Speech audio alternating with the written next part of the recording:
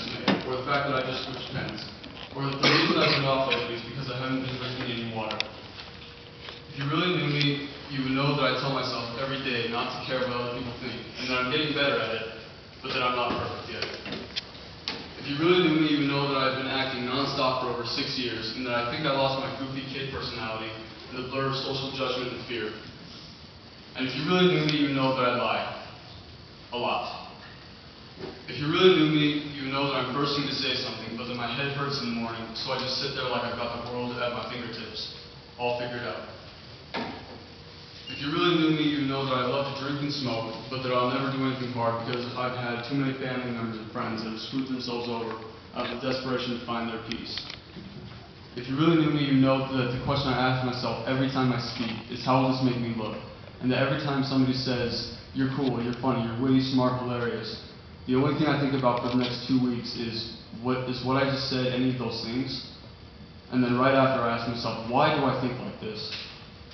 But most importantly, if you really knew me, you know that I like the girl you call the fat, stupid whore because she's outspoken. Because if you really knew her, you know how crazy it is that she speaks her mind when her dad tells her she's not worth anybody's time.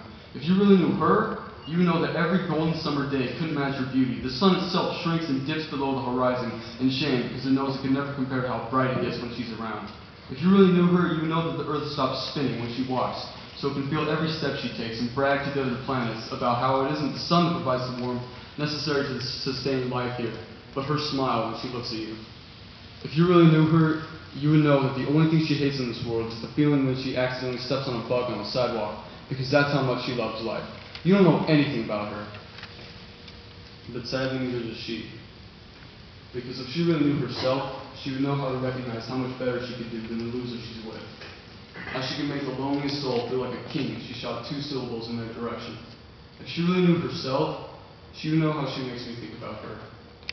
Like how chefs think about food, and people think about love, how men think about women, and women think about how they look, and music thinks about joy, and how flowers think about bees, and how Lucky thinks about me, and how me thinks about how all of my stupid, pointless problems seem to dissipate when I reiterate just how much I love her. Except that my head hurts in the morning.